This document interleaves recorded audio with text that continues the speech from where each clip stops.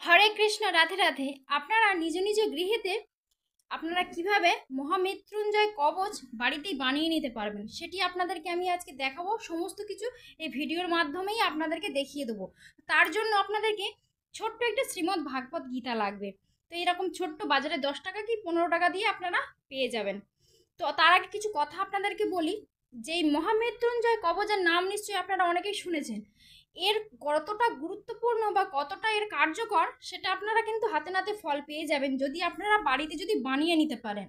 তো তার আগে বলি, আপনাদের গৃহীতে যদি ছোট ছোট সন্তানরা যদি স্কুলে যায়, তো সেই জন্য আপনারা কি করবেন, এই মহামৃত্যুঞ্জয় কবচ আপনারা ছোট ছোট স্কুলে যাওয়া বাচ্চাদের বা কলেজ যাওয়ার ছেলে মেয়েদের আপনারা ছোট ছোট বাচ্চাদের এটি পেন্সিল বক্সে রেখে দেবেন, যাতে পথ দুর্ঘটনায় যদিও বা হয় তারা মৃত্যুকে জয় করে বাড়ি ফিরে আসতে পারে।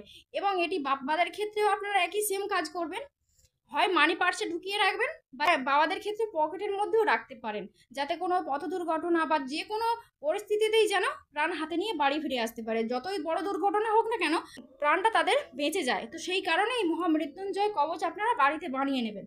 তো আমি সমস্ত কিছু দেখিয়ে দিচ্ছি আপনারা কিভাবে বানাবেন। তো চলুন শুরু করা যাক।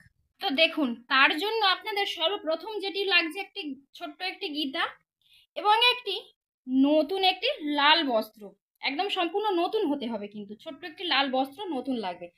আর যেটি লাগবে সেটা হলো গিয়ে দেখুন, একটি তুলসী পত্র লাগবে, একটু চন্দন ঘষতে হবে, এটি অগরু, এটি গোলাপ জল। প্রথমে আমরা কি করবো, একটু চন্দন ঘষে নেব সুন্দরভাবে, একটু চন্দন ঘষে নেব আমরা সুন্দরভাবে চন্দন ঘষে নেব। নেওয়ার পরে এর মধ্যে একটুখানি অগরু আমি দিয়ে দেবো, আপনাদেরকে দেখিয়ে দিচ্ছি। একটুখানি অগরু দিয়ে দিলাম। দেওয়ার পর এই তুলসী পত্রটি সুন্দরভাবে এপিঠে এপিঠে মাখিয়ে নেব। দেখুন, এরকমভাবে সুন্দরভাবে এপিঠে এপিঠে আপনারা লাগিয়ে নেবেন। নেওয়ার পরে শ্রীমদ্ ভাগবত গীতাটি ভগবান শ্রীকৃষ্ণের চরণে আপনারা এইভাবে রেখে দেবেন। দেখুন, আপনারা এইভাবে ভগবান শ্রীকৃষ্ণের চরণে গীতাটি রেখে দেবেন। তার উপরে তুলসী পত্রটি ঠিক আপনারা বৃন্থ উপর দিকে রাখবেন এইরকমভাবে। দেখুন, আমি দিয়ে দিলাম, এইরকমভাবে আপনারা রেখে দেবেন। পর আপনারা ভগবানের কাছে প্রণাম নিবেদন করবেন। তো তারপর আপনারা একদিন অপেক্ষা করবেন।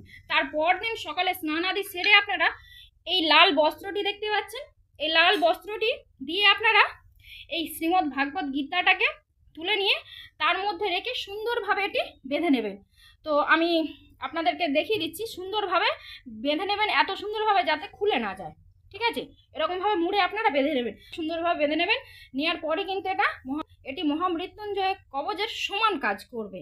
তো হরে কৃষ্ণ, রাধে রাধে, সবাই ভালো থাকবেন। তো ভিডিওটি বেশি বেশি করে শেয়ার করে দিন, যাতে অন্যরা উপকৃত হতে পারে।